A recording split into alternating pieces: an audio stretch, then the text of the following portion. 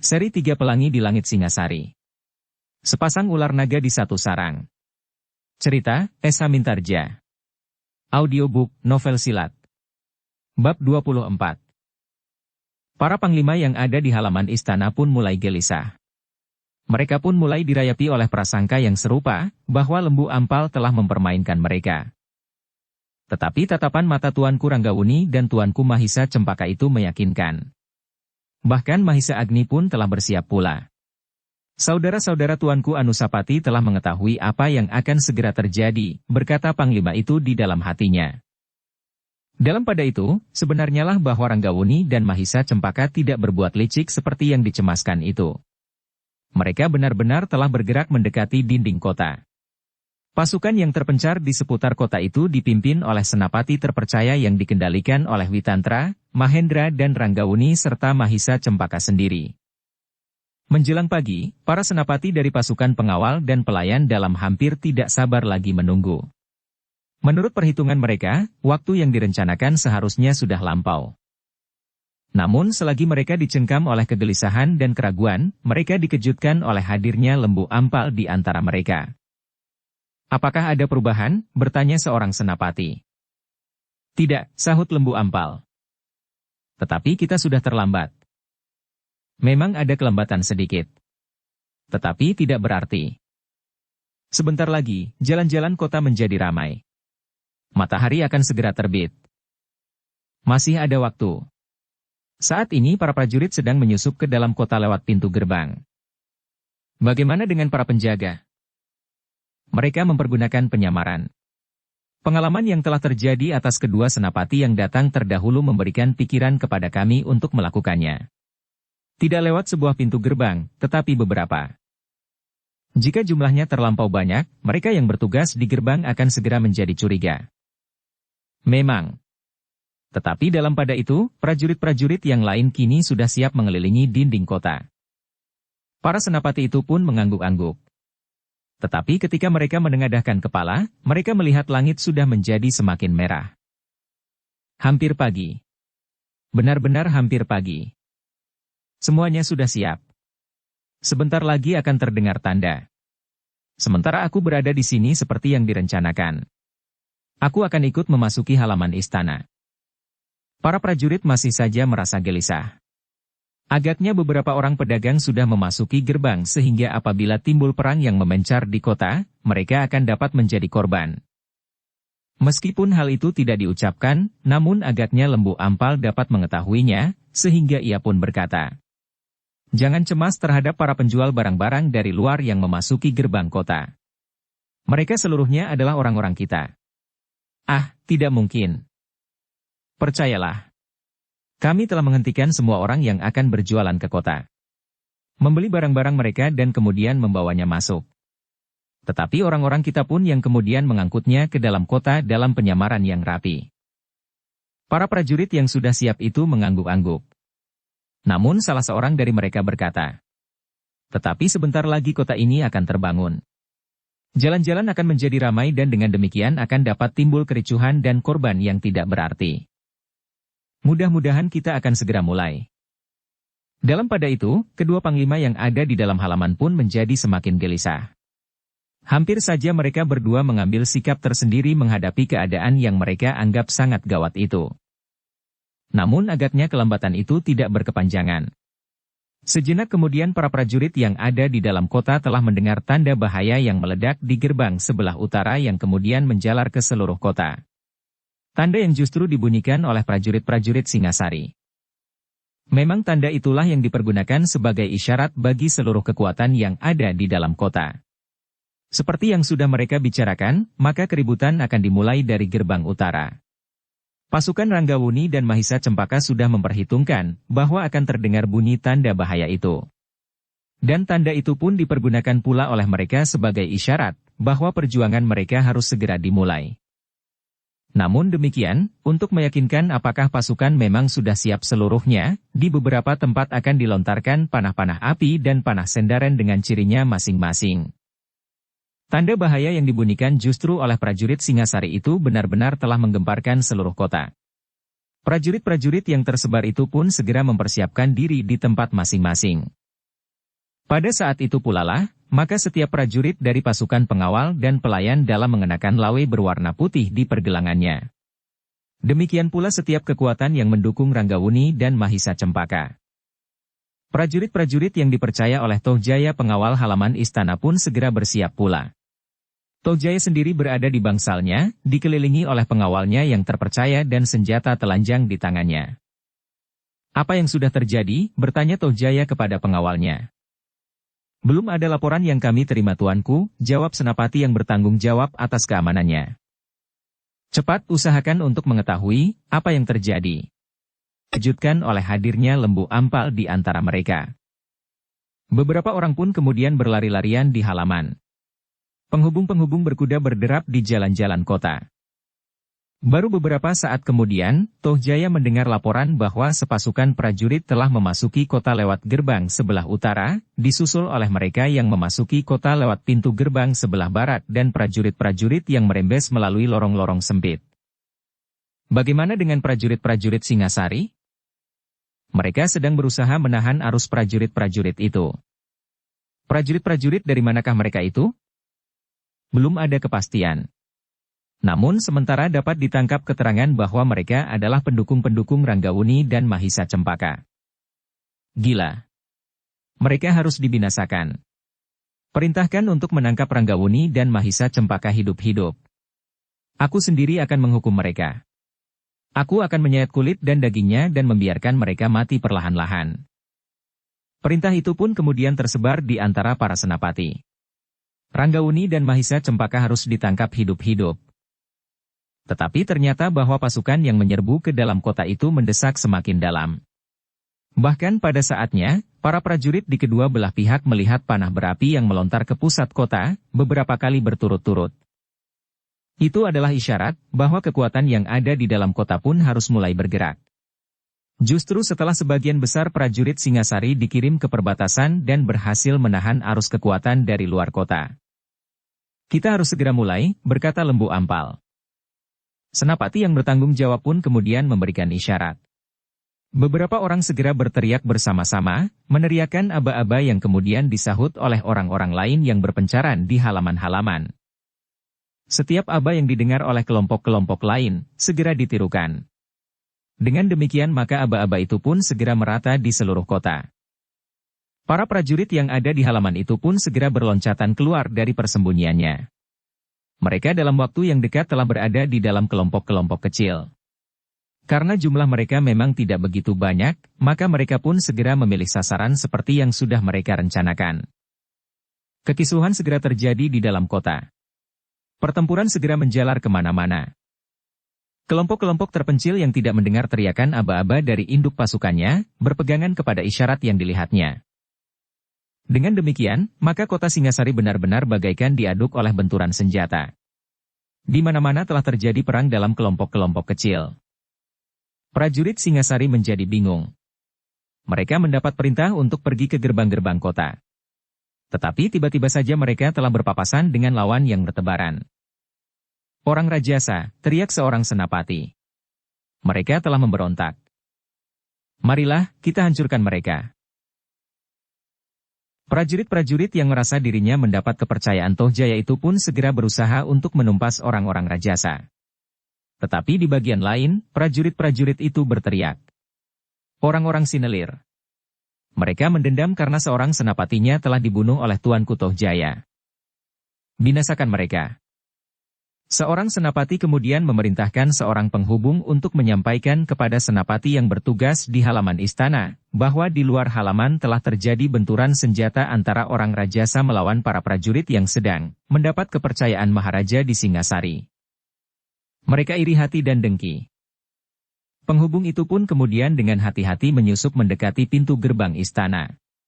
Ternyata bahwa halaman istana itu pun sudah menjadi sepanas bara. Isyarat yang dilihat oleh para prajurit dari pasukan pengawal dan pelayan dalam telah memperingatkan mereka, bahwa di luar halaman, perang telah berkobar. "Kita harus menunggu sejenak," perintah kedua panglima yang ada di dalam halaman itu. "Kita menunggu prajurit yang ada di halaman ini berkurang." Seperti yang mereka perhitungkan, maka beberapa kelompok prajurit segera diperintahkan untuk membantu pengamanan di luar halaman. Tetapi Senapati yang sedang bertugas pun tidak lengah menghadapi kekuatan orang-orang Rajasa dan Sinelir yang ada di dalam halaman. Sejenak kemudian maka Senapati itu menerima penghubung yang lain dengan nafas terengah-engah memotong. Orang-orang Sinelir telah mengangkat senjata. Senapati itu menjadi marah. Ia telah memerintahkan 2 orang penghubung untuk menghubungi panglimanya. Sementara itu ia berkata, "Tentu sudah diatur sebelumnya. Aku sudah curiga sejak sore tadi. Jangan menjadi lengah. Pasukan pengawal dan pelayan dalam yang ada di halaman ini pun telah bersiap. Karena itu jangan terpancing keluar semuanya. Kalian harus bersiaga di setiap pemusatan pasukan pengawal dan pelayan dalam." Para prajurit itu pun ternyata mampu bergerak cepat. Ketika Panglima memasuki halaman istana, maka semua prajuritnya telah menempatkan diri menghadapi setiap kemungkinan di segala sudut halaman. Kedua panglima yang telah bertekad untuk mendukung Ranggawuni dan Mahisa Cempaka itu pun harus berhati-hati. Mereka pun menjadi kagum bahwa panglima prajurit kepercayaan Tohjaya itu cepat mengambil sikap dengan menempatkan prajuritnya di tempat yang paling berbahaya. Dalam pada itu, di luar halaman, pertempuran menjadi semakin seru. Tetapi ternyata bahwa jumlah pasukan pengawal dan pelayan dalam tidak sebanyak prajurit-prajurit yang sudah dipersiapkan untuk melindungi kekuasaan Tohjaya. Lembu Ampal menjadi cemas melihat pertempuran di dalam kota, tetapi di luar halaman istana itu. Karena itu, maka ia pun segera berusaha untuk menghubungi pasukan yang ada di dalam halaman, untuk segera mulai agar prajurit-prajurit yang berada di luar halaman, sebagian terpaksa ditarik masuk ke dalam. Tetapi Lembu Ampal pun menyadari bahwa jumlah prajurit kepercayaan Tohjaya yang berada di halaman memang cukup banyak. Isyarat yang diberikan oleh Lembu Ampal telah dapat ditangkap oleh kedua panglima yang ada di dalam halaman ketika 3 buah panah sendaren menyambar pepohonan di halaman. Karena itu, maka mereka pun tidak menunggu lebih lama lagi. Mereka yakin bahwa di luar halaman dan di luar kota, pertempuran sudah berkobar dengan sengitnya. Halaman istana itu pun bagaikan terbakar oleh api dendam yang menyala di setiap dada prajurit-prajurit Singasari di kedua belah pihak.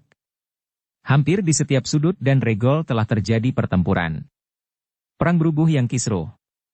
Satu-satunya tanda di antara mereka adalah bahwa prajurit-prajurit yang berpihak pada Ranggawuni dan Mahisa Cempaka mempergunakan gelang lawe berwarna putih di pergelangan tangannya. Ketika kemudian langit menjadi cerah, maka ciri itu pun menjadi semakin jelas.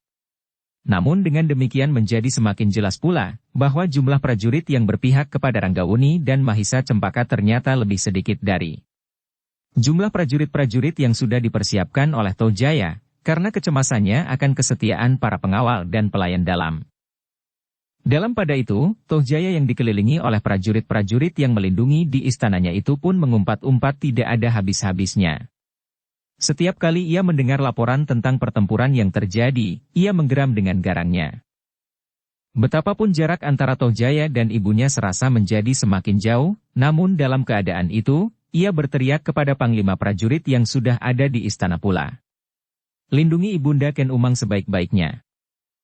Hamba sudah mengirimkan sepasukan prajurit ke bangsal ibunda tuanku," sahut panglima itu, lalu. "Bagaimana dengan ibunda tuanku Ken Dedes? Adinda tuanku yang lahir dari Tuan Putri Ken Dedes dan keluarganya?" Tohjaya merenung sejenak, lalu. "Biarlah mereka dibakar oleh peperangan. Tentu merekalah yang telah berkhianat. Ada firasat mengatakan bahwa ini adalah pokal Pamanda Mahisa Agni." Ia berhenti sejenak, lalu. Di mana Pamanda Mahisa Agni?" "Masih berada di bangsalnya. Dikawal oleh beberapa orang pengawal setia yang dibawanya dari Kediri." "Apakah ia tidak ikut dalam pertempuran di halaman dan di luar halaman?" "Masih harus dilihat tuanku." "Persetan," ia menggeram. Lalu. "Aku tidak peduli dengan mereka. Aku tidak membutuhkan mereka lagi. Ternyata sepanjang hidup mereka, tidak ada lain daripada mengganggu saja." "Maksud tuanku?" "Panglima," berkata Tohjaya. "Kita masih belum tahu pasti, siapakah yang telah membakar Singasari dengan peperangan ini. Aku tidak peduli siapapun yang bersalah, tetapi dalam kekalutan ini kita dapat bertindak sekaligus. Kalian harus menyingkirkan ibunda Ken Dedes dengan segala keturunannya, Pamanda Mahisa Agni dengan semua pengawalnya dan siapapun yang berpihak kepada mereka. Aku yakin bahwa mereka terlihat ke dalam kejahatan yang terjadi ini. Tetapi bagiku perang ini akan bermanfaat. Semua orang yang tidak sejalan dengan aku, akan aku bersihkan. Tuanku. Panglima itu termangu-mangu. Bukankah putra-putra Tuan Putri Ken Dedes itu adalah saudara-saudara tuanku sendiri? Saudara saya meskipun berlainan ibu. Aku tidak peduli. Mereka adalah orang-orang yang dengki dan jahat. Mereka tentu mengharap aku terbakar dalam api peperangan ini. Panglima itu tidak berani membantah lagi. Dalam keadaan yang demikian hati Tojaya akan sangat mudah terbakar. Karena itu maka katanya, "Baiklah tuanku, semua perintah tuanku akan hamba laksanakan." Panglima itu pun kemudian keluar dari dalam biliknya. Tetapi ia masih saja ragu-ragu akan perintah Tojaya. Aku tidak peduli, akhirnya ia pun menggeram. Aku sekedar menjalankan perintah. Mungkin memang merekalah yang telah menghasut orang Rajasa dan Sinelir untuk memberontak. Sayang, mereka adalah orang-orang yang dungu, yang tidak dapat membuat pertimbangan kekuatan. Orang-orang Sinelir dan Rajasa itu jumlahnya sama sekali tidak berarti dibandingkan dengan jumlah prajurit Singasari yang ada. Dalam pada itu, Mahisa Wongateleng yang sudah dihubungi bahwa hal itu akan terjadi, telah mengumpulkan adik-adiknya di bangsal ibundanya Ken Dedes. Di bawah perlindungan beberapa orang pengawal terpilih, mereka pun telah bersiap dengan senjata masing-masing untuk menghadapi segala kemungkinan. Pertempuran yang berkobar di halaman itu pun semakin lama menjadi semakin sengit. Meskipun sebagian dari para prajurit telah keluar dari halaman untuk melawan orang-orang Rajasa dan Sinelir yang ada di luar halaman, namun ternyata kekuatan mereka di halaman itu masih cukup besar untuk menekan orang-orang Rajasa dan Sinelir. Kedua orang panglima dari pasukan pengawal dan pelayan dalam itu pun telah turun sendiri ke dalam medan pertempuran, sehingga karena itu, maka keduanya bersama beberapa orang pengawalnya telah mengikat dua kelompok prajurit lawan untuk menahan mereka. Sementara itu, Mahisa Agni masih tetap berada di bangsalnya. Tetapi ia sudah menyiapkan diri menghadapi setiap kemungkinan yang dapat terjadi. Ia sudah memerintahkan kepada pengawal-pengawalnya khususnya untuk memperhatikan isyarat yang akan diberikan oleh Mahisa Wongateleng apabila keadaan memaksa. Namun ternyata bahwa sesuai dengan perintah Tojaya, sekelompok prajurit pilihan telah menyerbu ke dalam bangsal itu, bersamaan waktunya dengan kelompok yang lain yang menyerang bangsal Ken Dedes yang dipertahankan oleh pasukan pengawal dan pelayan dalam yang terpilih bersama Mahisa Wongateleng dan adik-adiknya. Mahisa Agni yang memang sudah siap itu pun segera memerintahkan pengawalnya untuk menyambut serbuan itu. Bukan saja orang Rajasa dan Sinelir, tetapi bahwa Mahisa Agni sendiri bersama para pengawal khususnya, telah berada di gerbang bangsalnya pula. "Bukan kita yang menyerang, tetapi Tojaya," berkata Mahisa Agni. "Karena itu, kita harus mempertahankan diri sebaiknya. Aku sendiri akan memimpin perlawanan itu di sini." Para pengawal dan pelayan dalam yang jumlahnya tidak begitu banyak itu pun menjadi berbesar hati. Mereka mengenal baik-baik siapakah Mahisa Agni itu. Pertempuran di halaman yang menjadi semakin sengit itu pun menjadi bertambah-tambah lagi. Sekelompok prajurit telah menyerbu langsung ke pintu gerbang bangsal Mahisa Agni. Tetapi para prajurit yang mempertahankan bangsal itu pun telah siap menyambut mereka. Beberapa orang pengawal khusus yang selama itu berada bersama Mahisa Agni, segera berpencar. Selain tanda yang sudah disetujui bersama, gelang lawe wenang yang berwarna putih, maka di leher mereka masih tetap membelit sehelai kain putih sebagai pertanda bahwa perang yang mereka lakukan adalah perang tanpa mengenal surut. Yang mereka pilih adalah dua kemungkinan. Menang atau mati. Tanpa pilihan ketiga, mengundurkan diri. Demikianlah pertempuran telah pecah pula di depan bangsal Mahisa Agni. Seorang senapati yang memimpin prajurit-prajurit yang menyerang bangsal itu, berusaha untuk sekaligus memukul para pengawal dan membinasakannya sebelum mereka sempat berbuat terlampau banyak. Tetapi para prajurit itu ternyata menjumpai perlawanan yang mengejutkan. Orang-orang berkalung sehelai kain putih itu ternyata langsung menyergap mereka dan menusuk ke dalam barisan prajurit-prajurit yang menyerang itu.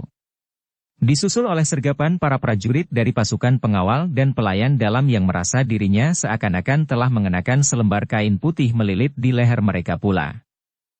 Di antara mereka itu terdapat seorang yang untuk sejenak mengamati pertempuran itu dengan kening yang berkerut-merut. Sambil menarik nafas dalam-dalam ia berkata kepada diri sendiri, "Alangkah rakusnya manusia. Mereka yang mempunyai akal budi, masih harus menyelesaikan persoalan di antara mereka dengan kekerasan.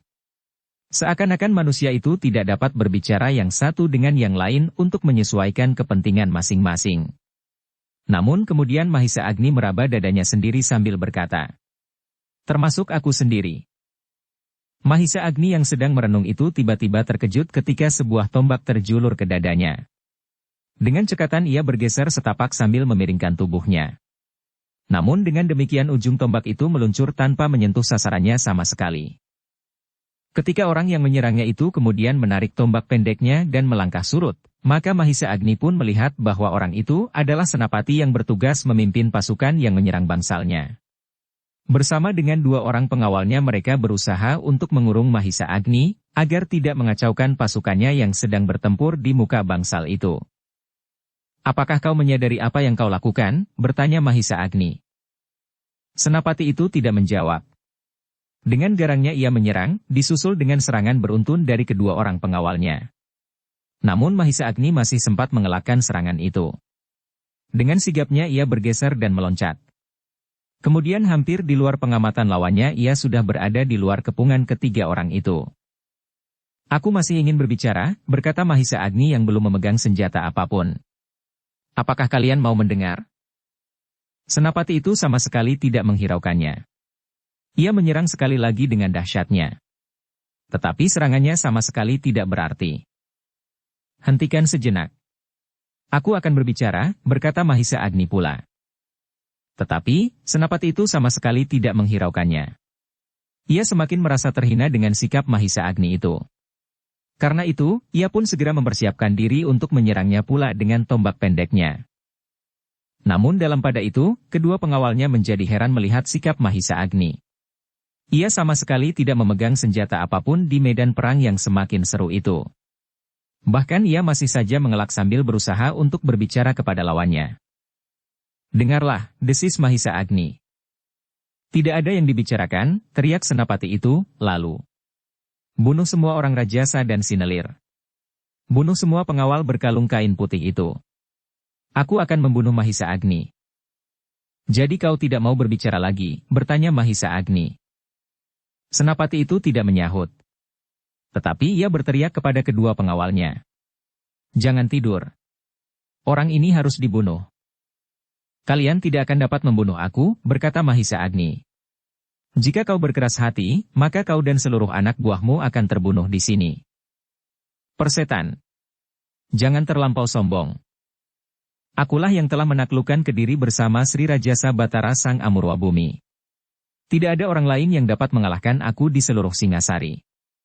Yang dapat menyamaiku hanyalah Sri Rajasa, dan kini Tuanku Ranggawuni dan Tuanku Mahisa Cempaka." Kata-kata itu menyentuh hati senapati yang bersikap melawannya membabi buta. Namun kemudian ia menggeram. "Jangan sombong. Kau pun akan mati. Aku adalah senapati terpercaya. Aku mendapat tugas untuk membunuhmu. Dan kau jangan mencoba menakut-nakuti aku." Mahisa Agni menarik nafas. Ia sudah berusaha. Bahkan dengan menakut-nakuti dan menyebut-nyebut nama Sri Rajasa agar senapati itu mau diajak berbicara. Tetapi prajurit-prajurit itu pun agaknya seorang prajurit yang keras hati. Karena itu, tidak ada pilihan lain bagi Mahisa Agni daripada bertempur. Dan ia pun kemudian sudah siap untuk melakukannya setelah usahanya untuk berbicara sia-sia. Karena itulah maka Mahisa Agni pun kemudian menarik pedangnya yang disarungkannya di lambung kirinya. Sekejap kemudian, maka senapati pun itu pun telah mengulang serangannya bersama kedua pengawalnya. Hampir bersamaan dari arah yang berlainan. Tetapi kini Mahisa Agni tidak lagi sekedar menghindar dan berloncatan. Ia sudah memegang senjata di tangannya. Karena itulah, maka ia pun segera mempergunakannya. Dengan tangkasnya Mahisa Agni mengelak sekaligus menangkis serangan yang lain. Namun hampir di luar kemampuan pengamatan lawannya, pedang Mahisa Agni pun segera berputar. Sebuah benturan yang keras segera terjadi. Terdengar sebuah keluhan tertahan. Seorang dari ketiga lawan Mahisa Agni itu segera meloncat mundur sambil memegang pergelangan tangannya yang berdarah, sedang senjatanya telah terlempar beberapa langkah daripadanya. "Menyingkirlah," geram Mahisa Agni. Jika kau tidak mendekat aku lagi, dan tidak ikut campur di dalam pertempuran ini kau akan mendapat kesempatan hidup. Orang itu tidak menjawab. Sementara itu lawan-lawan Mahisa Agni yang lain telah menyerangnya pula. Tetapi serangan mereka sama sekali tidak menyentuh sasarannya. Orang yang terluka itu berdiri termangu-mangu.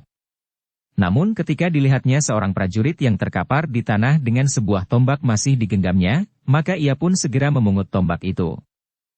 Sejenak ia termangu. Kemudian dengan hati-hati ia mendekati Mahisa Agni.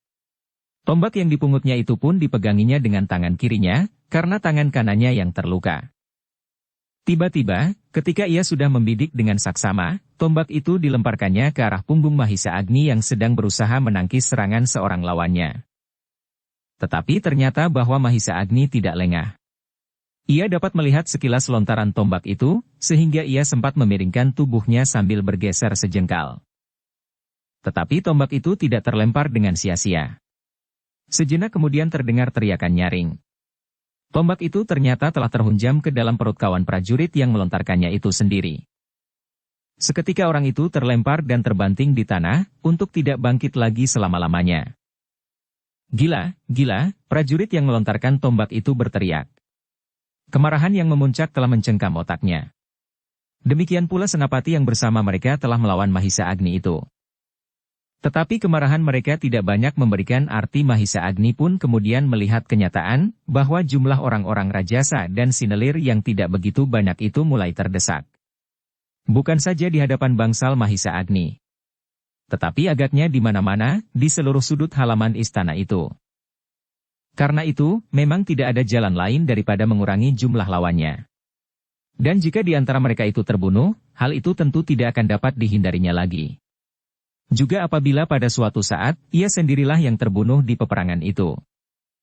Sejenak kemudian maka Mahisa Agni pun telah melibatkan diri benar-benar di dalam pertempuran dan pertumpahan darah. Apalagi ketika ia melihat seorang pengawalnya yang berciri sehelai kain putih di lehernya telah terbaring di tanah. Lambungnya menganga tersayat oleh ujung pedang, sedang darahnya mengalir bagaikan terperas dari tubuhnya. Mahisa Agni menggeram. Ia sempat melihat pengawalnya yang lain masih bertempur dengan gigihnya di antara orang-orang Rajasa dan Sinelir yang berciri lawe di tangannya. Ketika Mahisa Agni dengan tidak sengaja melihat ujung tombak seorang prajurit lawannya, menyentuh punggung seorang pengawalnya yang lain, sehingga pengawalnya itu terluka parah, dan kemudian seorang Rajasa berdesis menahan sakit ketika lengannya nyaris putus oleh sabetan pedang, dada Mahisa Agni bagaikan mendidih. Perlahan-lahan Mahisa Agni hanyut di dalam arus kekerasan yang terjadi di arena peperangan itu. Bahkan kemudian Mahisa Agni tidak dapat menahan hatinya lagi ketika seorang lagi pelayan dalam yang jatuh di tanah karena lambungnya ditembus oleh ujung tombak. Mahisa Agni menggeram. Ia harus menghentikan jatuhnya korban-korban baru di pihaknya. Karena itu, maka ia pun segera meloncat dengan garangnya sambil menggerakkan pedangnya. Ia tidak memerlukan waktu yang lama untuk mengakhiri perlawanan senapati yang menahan serangannya.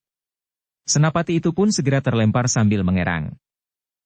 Mahisa Agni tidak menghiraukannya lagi, apakah senapati itu mati atau sekedar terluka. Mahisa Agni pun kemudian dengan sengitnya bertempur melawan prajurit-prajurit yang telah menyerang bangsalnya itu. Sesaat setelah Mahisa Agni ikut langsung di dalam peperangan itu, segera terjadi perubahan di arena. Prajurit-prajurit itu tidak lagi berhasil mendesak orang-orang Rajasa dan Sinelir beserta pengawal khusus Mahisa Agni yang bertempur tanpa menghiraukan dirinya sendiri. Apalagi ketika mereka menyadari bahwa senapatinya telah terbunuh atau terluka parah dan terbaring di pinggir arena tanpa bergerak sama sekali. Prajurit itu bagaikan kehilangan ikatan. Mereka seolah-olah bertempur menurut kemauan masing-masing. Sehingga dengan demikian maka ikatan kesatuan mereka pun menjadi retak dan akhirnya pecah sama sekali. Pengawal-pengawal Mahisa Agni bersama orang-orang Rajasa dan Sinelir tidak menyia-nyiakan kesempatan itu untuk mendesak lawannya. Dengan demikian, maka pertempuran di depan bangsal Mahisa Agni itu pun mempunyai akhir yang agak berbeda dengan pertempuran-pertempuran yang lain. Pada umumnya para prajurit yang mendukung Tohjaya berhasil mendesak lawannya. Tetapi mereka yang melawan Mahisa Agni dengan pengawalnya yang di lehernya dibelitkan kain putih yang bertempur bersama-sama dengan orang-orang Rajasa dan Sinelir, telah terdesak dan bahkan kepungan mereka telah dipecahkan. Namun ternyata bukan pecahnya kepungan para prajurit itu tidak hanya terjadi di bangsal Mahisa Agni. Di muka gardu peronda di sudut halaman dalam, kepungan para prajurit itu pun dapat dipatahkan. Di regol itu berjaga-jaga sekelompok prajurit dari pasukan pengawal yang langsung dipimpin oleh panglimanya sendiri, sehingga dengan demikian maka mereka telah bertempur dengan segenap kemampuan yang ada.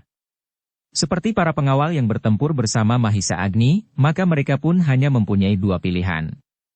Menang atau mati. Tetapi masih ada satu tempat lagi yang berhasil menyobek kepungan para prajurit. Di depan bangsal Tuan Putri Kendedes, Mahisa Wongateleng bertempur mati-matian. Bersamanya adalah panglima pelayan dalam yang dengan cemas telah berusaha untuk melindungi keluarga Kendedes yang agaknya menjadi sasaran kemarahan Tohjaya. Mahisa Wongateleng memang tidak mempunyai pilihan lain. Bersama adik-adiknya dan panglima pelayan dalam ia memimpin orang-orang Rajasa dan Sinelir menghancurkan prajurit yang mencoba menyergap bangsal itu. Dalam pada itu, Mahisa Agni yang sudah bebas dari ancaman para prajurit itu pun kemudian memanggil senapati yang ditugaskan oleh orang-orang Rajasa dan Sinelir. Dengan singkat mereka berunding untuk mengatasi kesulitan yang timbul di halaman itu. Kita tidak akan dapat tinggal diam. Setelah kita berhasil mengusir prajurit-prajurit itu, kita harus bertindak lebih jauh. Berkata Mahisa Agni. Kita tidak yakin apakah kawan-kawan kita berhasil mempertahankan diri. Jadi maksud Tuan, bertanya senapati dari pasukan pengawal. Kita pergi ke bangsal Tuan Putri Kendedes. Aku sependapat Tuan, potong senapati pelayan dalam. Mudah-mudahan mereka masih dapat bertahan. Mahisa Agni pun kemudian memimpin sekelompok pasukannya melintasi halaman.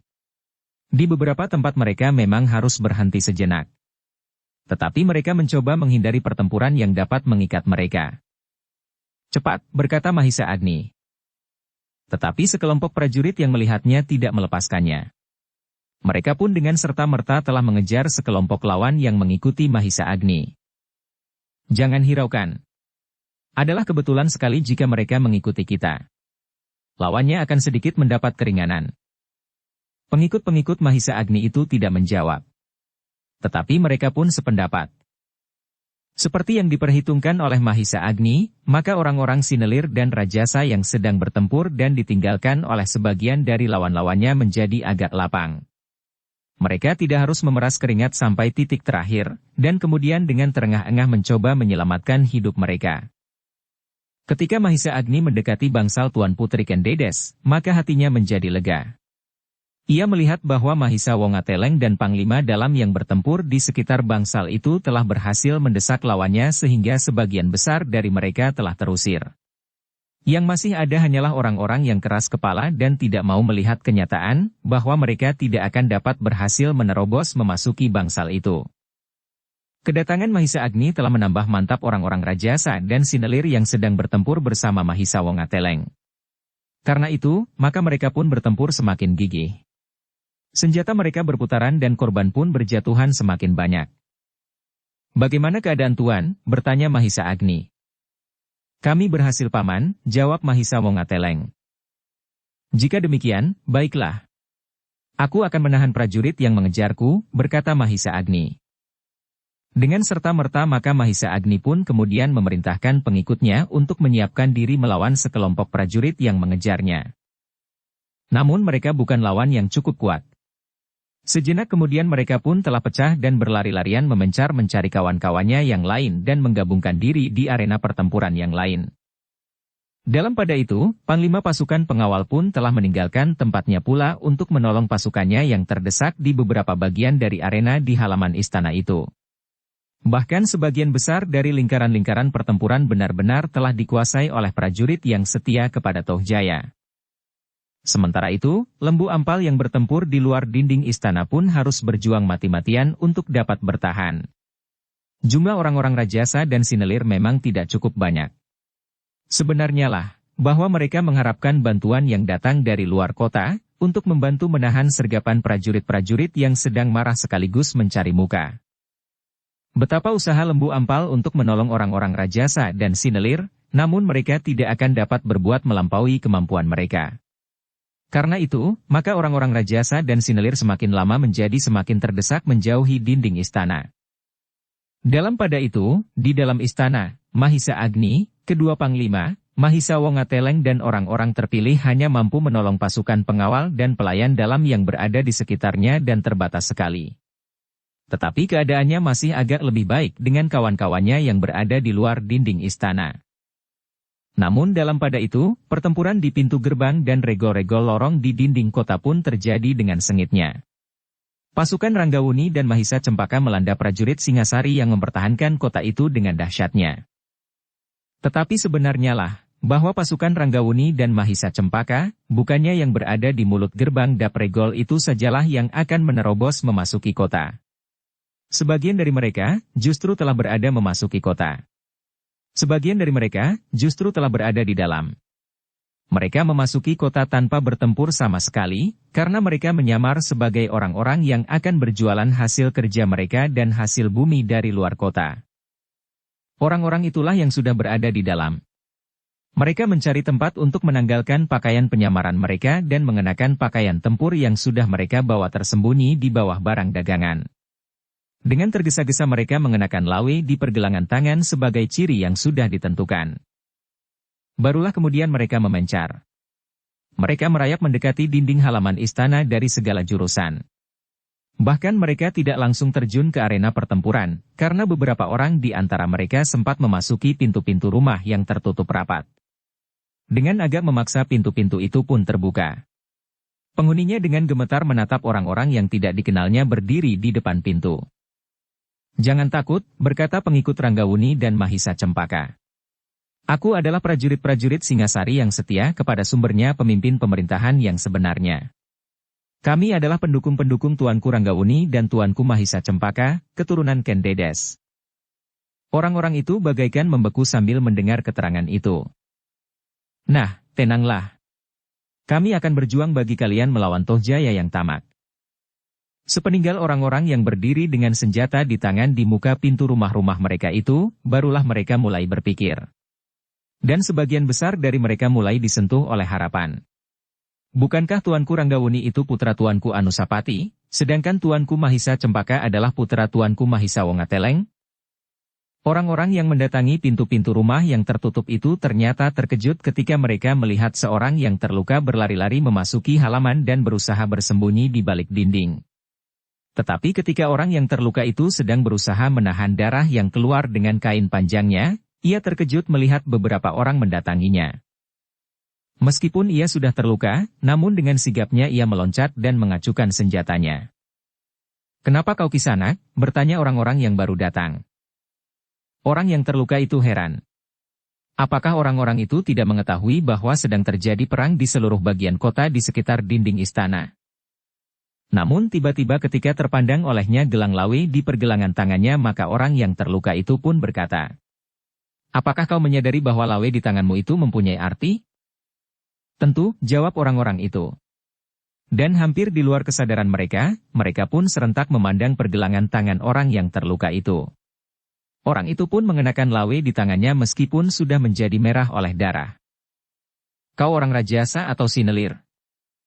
"Bukan. Tetapi aku berada di pihaknya.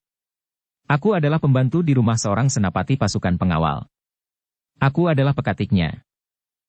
"Oh," sahut orang yang baru datang itu. "Di mana senapatimu sekarang?" "Bertempur." Tetapi agaknya orang-orang Rajasa dan Sinelir terdesak, dan bahkan hampir tidak dapat bertahan lagi. Orang-orang itu terkejut. Dengan serta-merta salah seorang dari mereka bertanya, "Jadi orang-orang Rajasa dan Sinelir sudah terdesak?" "Ya." "Berat sekali." Mereka berpandangan sejenak, lalu salah seorang bergumam, "Kita memang sudah menduga. Tetapi tidak secepat itu. Karena itu, marilah, kita segera saja turun ke medan." Orang yang terluka itu termangu-mangu. Lalu katanya, "Jika kalian segera membantu, keadaan tentu akan berubah. Aku pun akan memampatkan luka ini. Seterusnya aku akan memanggil para pelayan dan pembantu yang lain. Siapapun, asal ia seorang laki." Demikian juga yang dilakukan oleh senapati-senapati yang lain. Orang-orang itu tidak menyahut. Segera mereka berlari-larian menyusur lorong menuju ke arah istana. Hampir bersamaan waktunya, kawannya yang tersebar pun mulai menyadari bahwa keadaan memang sudah menjadi gawat sekali. Sebenarnya, bahwa pada saat itu orang-orang Rajasa dan Sinelir sudah terdesak semakin jauh. Mereka bertempur sambil menarik diri. Bahkan sebagian dari mereka telah bertempur di padesan yang ditumbuhi oleh pepohonan yang rimbun. Dalam keadaan yang demikian itulah beberapa orang muncul dari lorong-lorong sempit, justru dari padesan-padesan. Beberapa kali terdengar suitan-suitan nyaring sebagai isyarat kehadiran mereka dan sekaligus perintah dan isyarat bagi kawan-kawan mereka agar segera turun ke medan. Beberapa orang Rajasa dan Sinelir yang melihat kehadiran mereka bersorak dengan serta-merta. Orang-orang yang mempunyai tanda lawe berwarna putih di pergelangannya itu tentu pasukan yang telah berhasil menyusup memasuki kota dan segera akan bertempur bersama mereka. Demikianlah yang sebenarnya segera terjadi. Orang-orang yang bermunculan dari lorong-lorong sempit dari segala arah di seputar dinding halaman istana itu pun segera bersiaga menghadapi setiap kemungkinan. Prajurit-prajurit yang sedang mendesak dan bahkan mulai mengejar orang-orang Rajasa dan Sinelir yang terpaksa menarik diri itu pun terkejut. Semula mereka menyangka bahwa yang datang itu hanyalah beberapa orang yang tidak berarti. Tetapi ternyata bahwa beberapa orang itu muncul di setiap lorong, sehingga jumlah mereka seluruhnya tentu akan mempengaruhi pertempuran di sekitar istana itu. Dalam pada itu, orang Rajasa dan Sinelir yang semakin mundur itu pun seolah-olah mendapatkan tenaga baru di dalam diri mereka. Dengan sepenuh kemampuan mereka berusaha untuk bertahan.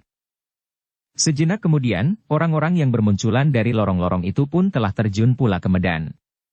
Prajurit-prajurit yang semula mendesak orang-orang Rajasa dan Sinelir, terpaksa membagi diri. Sebagian dari mereka terus berusaha mendesak orang-orang Rajasa dan Sinelir, sedang yang lain melawan musuh-musuh mereka yang baru. Namun dengan demikian, maka kekuatan mereka mulai terpecah. Apalagi orang-orang Rajasa dan Sinelir mulai bertahan dengan sekuat kemampuan. Karena lawan mereka menjadi berkurang, maka mereka tidak lagi harus mundur terus-menerus dan apalagi bersembunyi dan bertempur sambil berlari-lari di kebun-kebun yang ditumbuhi pepohonan. Karena itulah maka pertempuran di luar halaman istana itu menjadi semakin riuh. Perlahan-lahan orang-orang Rajasa dan Sinelir yang telah mendapat kekuatan baru itu berhasil menghentikan desakan lawan-lawannya. Bahkan kemudian pertempuran yang terjadi di luar dinding itu seolah-olah menjadi seimbang. Namun dalam pada itu, di dalam dinding halaman, orang-orang Rajasa dan Sinelir masih mendapatkan kesulitan. Prajurit Singasari yang setia kepada Tohjaya, dengan kemarahan yang meluap-luap dibumbui oleh harapan untuk mendapatkan hadiah atau pujian telah membuat mereka bagaikan liar. Senjata mereka seolah-olah menjadi binatang buas yang kehausan. Sedangkan darah adalah minuman yang sangat menggairahkan. Mahisa Agni yang semula masih mempertimbangkan semua tingkah lakunya, walaupun di peperangan, mulai menjadi semakin garang. Ia telah didorong oleh perhitungan tentang kemungkinan-kemungkinan yang paling pahit akan terjadi pada pasukan pengawal dan pelayan dalam yang semakin terdesak. Dengan demikian, maka Mahisa Agni pun kemudian berusaha untuk melemahkan musuhnya sebanyak-banyaknya. Meskipun ia tidak berhasrat membunuh semata-mata, tetapi jika kemudian terjadi kematian, adalah akibat dari perselisihan yang tidak dapat diselesaikan dengan peradaban manusia yang seharusnya menjadi semakin berkembang. Kegarangan Mahisa Agni itu ternyata mempunyai pengaruh yang luas. Bersama-sama dengan para pengawal khususnya yang membelitkan sehelai kain putih di lehernya, Mahisa Agni mengamuk seperti benteng yang terluka. Setiap kelompok lawan yang dilanda olehnya bersama kelompok kecilnya, menjadi pecah berserakan. Dalam keadaan yang demikian itulah, maka orang-orang Rajasa dan Sinelir mengambil keuntungan. Selagi prajurit-prajurit itu belum dapat menyesuaikan dirinya, maka mereka pun harus dilumpuhkannya sama sekali. Demikian juga kedua panglima yang ada di halaman itu. Mereka pun bertempur dengan gigihnya, tanpa memperhatikan nasib mereka sendiri. Sementara itu, Mahisa Wongateleng, oleh Mahisa Agni dimintanya untuk tetap berada di bangsalnya sambil melindungi ibundanya Ken Dedes dan keluarganya. Mereka masih harus tetap berwaspada. Setiap saat kelompok-kelompok yang lain akan datang dan berusaha membinasakan seluruh keluarga itu. Usaha Mahisa Agni dan para panglima itu sedikit dapat menolong suasana. Bukan saja pasukan pengawal dan pelayan dalam yang mengalami tekanan yang berat, tetapi prajurit-prajurit lawannya kadang-kadang harus berlarian bercerai-berai dilanggar oleh pasukan Mahisa Agni yang tidak saja berada di arena tertentu. Tetapi meskipun demikian, adalah sangat sulit bagi orang-orang Rajasa dan Sinelir untuk tetap bertahan. Tekanan yang rasa-rasanya semakin berat, hampir tidak tertanggungkan lagi. Sedangkan regol-regol halaman dan gerbang di depan istana sudah ditutup rapat-rapat oleh prajurit-prajurit yang bertugas. Dengan demikian maka para prajurit dari pasukan pengawal dan pelayan dalam yang ada di dalam, tidak akan dapat menarik diri keluar dari halaman. Sedangkan yang ada di luar tidak akan dapat masuk. Tetapi keadaan itu justru membuat orang-orang Rajasa dan Sinelir bagaikan kehilangan pilihan.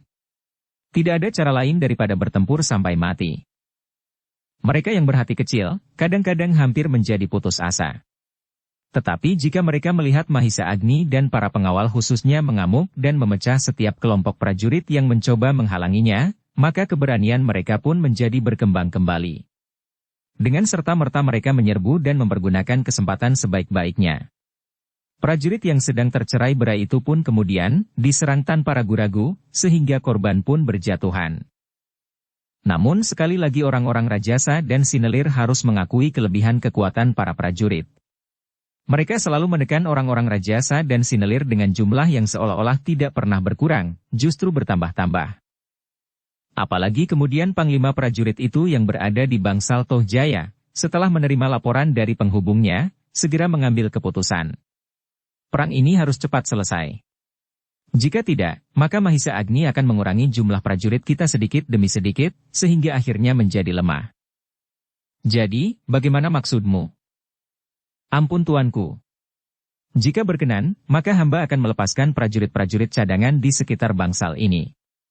Mereka harus bergerak serentak untuk menumpas lawan dalam waktu yang dekat. Jadi bagaimana dengan Bangsal ini? Hamba akan meninggalkan pengawal secukupnya. Dan kau? Hamba harus menahan sergapan Mahisa Agni di seluruh medan. Ia berada di mana-mana dan memungut korban sebanyak-banyaknya. Karena itu hamba harus menahannya agar ia terikat di satu tempat. Biarlah senapati pilihan menghentikan gerak kedua panglima yang berkhianat, sedang yang lain harus menyelesaikan tuanku Mahisa Wongateleng. Dan ibunda Kendedes. Anak-anaknya dan menantunya. Hamba tuanku. Tetapi kau harus meninggalkan prajurit yang cukup di sekitar Bangsal ini. Tentu tuanku. Pergilah, dan cepat kembali. Panglima itu pun kemudian keluar dari Bangsal dengan pengawal-pengawal pilihan. Ia sudah bertekad untuk mencoba kemampuan Mahisa Agni yang seolah-olah seperti dongengan tentang dewa-dewa yang turun dari langit, dan tidak terkalahkan oleh manusia yang manapun juga. Selain ia sendiri turun ke medan, maka ia pun telah melepaskan sebagian dari kelompok-kelompok pasukan cadangannya yang ditempatkan di sekitar Bangsal Tohjaya. Dengan demikian maka keadaan medan menjadi semakin berat sebelah. Orang-orang Rajasa dan Sinelir menjadi semakin terdesak.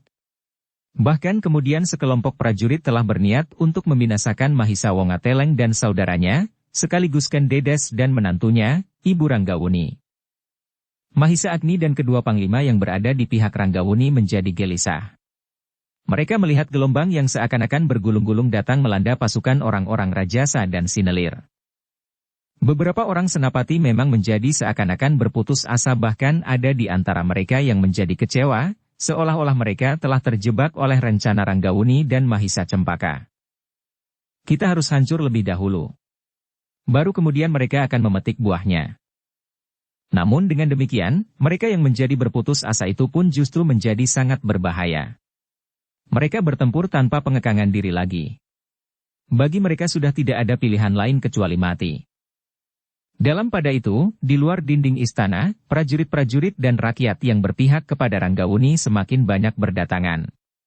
Ketika salah satu pertahanan para prajurit yang menjaga pintu gerbang dapat dipecahkan, maka bagaikan bendungan yang tersobek oleh banjir bandang, maka pasukan yang berada di luar dinding kota pun berdesakan masuk. Mereka langsung berlari-larian menyerbu ke arah istana. Baru kemudian mereka menyadari bahwa baru sebuah pintu gerbang yang dapat mereka susupi. Dengan demikian, maka mereka pun kemudian memencar ke beberapa arah untuk membantu kawannya yang sedang bertempur dengan sengitnya.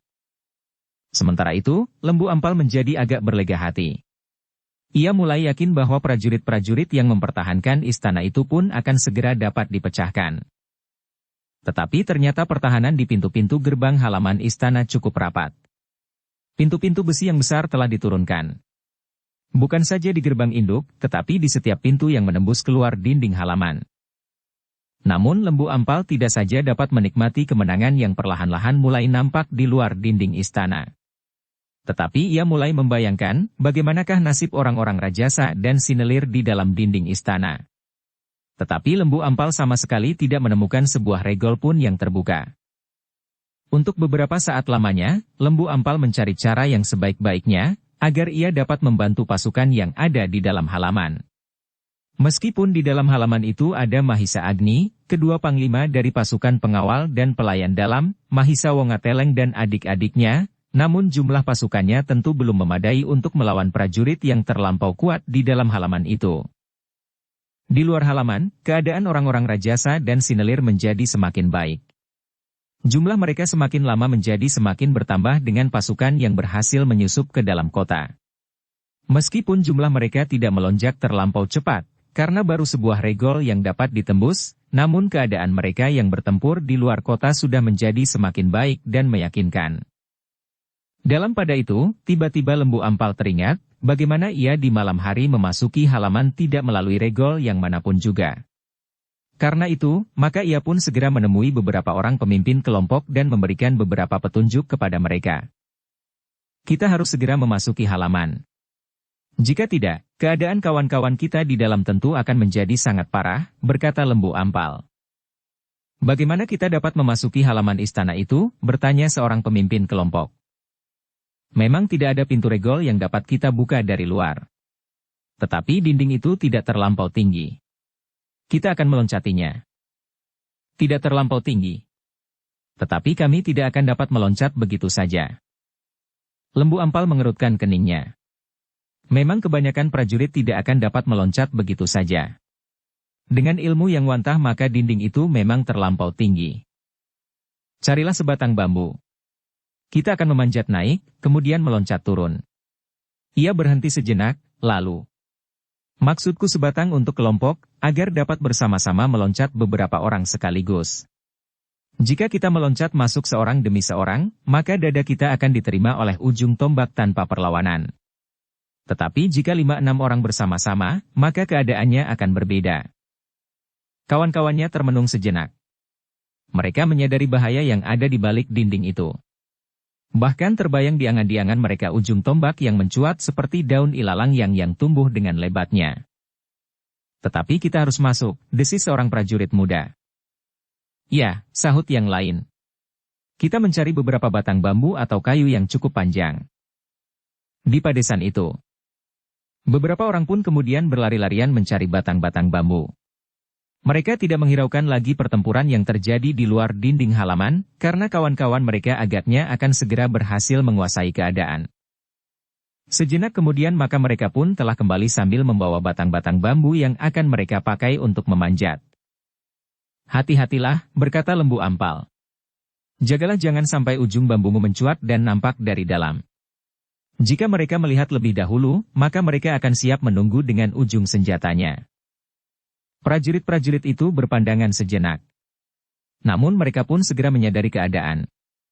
Karena itu, dengan tangkasnya mereka menarik pedang mereka dan memotong bambu-bambu itu setinggi dinding halaman. Prajurit-prajurit Singasari tidak sempat berbuat apapun juga karena mereka harus mempertahankan diri dari tekanan lawannya. Jumlah mereka yang berpihak kepada Ranggawuni dan Mahisa Cempaka menjadi semakin lama semakin bertambah-tambah. Sesaat kemudian bambu-bambu itu pun telah tersandar pada dinding. Lembu Ampal lah yang pertama-pertama siap untuk memanjat sambil berkata, "Marilah. Kita harus segera membantu kawan-kawan kita yang pasti mendapatkan kesulitan di dalam halaman itu." Beberapa orang pun segera bersiap. Mereka masih ragu-ragu sejenak.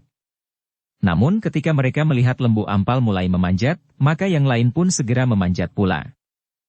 Sebenarnya Lembu Ampal tidak memerlukan bambu-bambu itu tetapi seolah-olah ia sengaja memberikan contoh kepada kawan-kawannya, bagaimana mereka memasuki dinding halaman istana itu.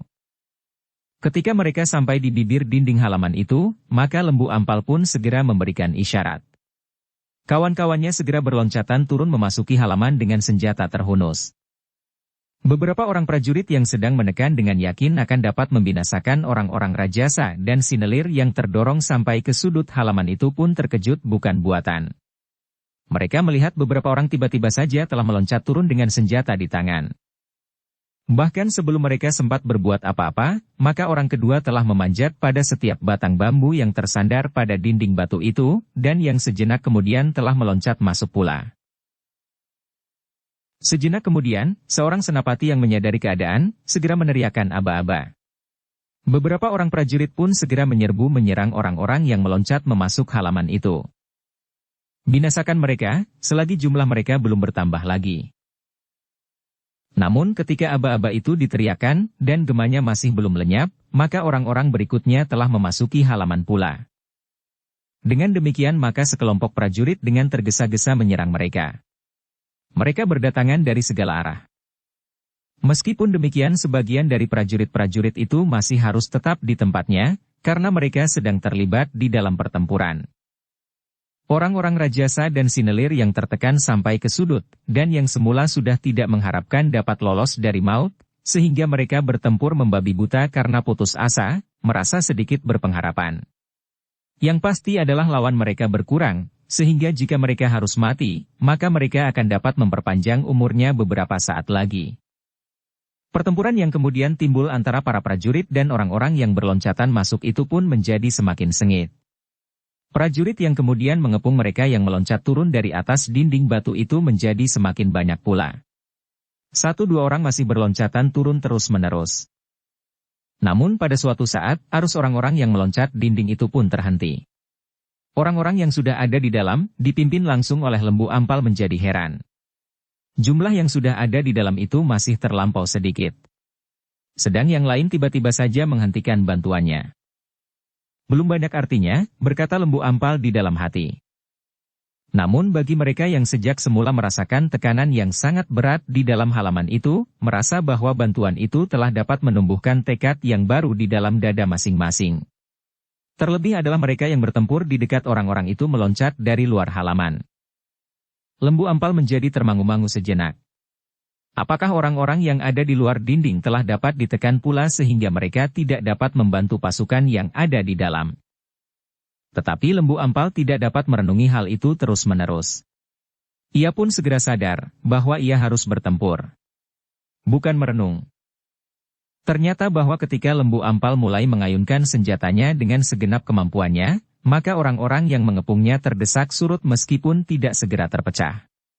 Tetapi kemampuan Lembu Ampal benar-benar mereka segani. Senjatanya bagaikan angin prahara yang menyambar-nyambar tidak henti-hentinya. Dengan demikian maka kelompok yang dipimpin oleh Lembu Ampal dan yang masih terkepung melekat dinding itu telah menghisap kekuatan yang cukup besar dari prajurit Singasari yang sedang berjuang mempertahankan kekuasaan Tohjaya itu. Tetapi jumlah kelompok kecil yang memasuki halaman itu masih belum memadai. Betapa gigihnya mereka bertempur, dan betapa besar kemampuan Lembu Ampal. Namun di bawah pimpinan 2 orang senapati yang sekaligus melawan Lembu Ampal, maka kelompok kecil itu benar-benar telah terkepung rapat-rapat, seperti sekelompok orang-orang Rajasa dan Sinelir yang masih saja tersudut tidak begitu jauh dari kelompok yang dipimpin oleh Lembu Ampal. Namun orang-orang Rajasa dan Sinelir itu merasa bahwa tekanan atas mereka sudah menjadi berkurang meskipun mereka belum berhasil memecahkan kepungan atas mereka. Namun yang terjadi kemudian adalah di luar dugaan para prajurit dan bahkan Lembu Ampal sendiri. Ternyata pasukan yang ada di luar dinding halaman, tidak berniat menghentikan usahanya membantu orang-orang Rajasa dan Sinelir yang ada di dalam. Namun salah seorang dari mereka berpendapat bahwa sebaiknya mereka berpindah tempat, agar pasukan yang memasuki halaman itu agak terpencar. Dengan demikian maka mereka pun segera mengangkat bambu-bambu yang tersandar pada dinding halaman, dan memindahkannya beberapa puluh langkah ke samping. Baru sejenak kemudian maka beberapa orang mulai memanjat bambu itu, dan sambil berteriak nyaring berloncatan turun beberapa puluh langkah dari pasukan yang dipimpin oleh Lembu Ampal. Bersambung ke bab 25. Dukung kami dengan subscribe, follow, like, komen dan share. Terima kasih.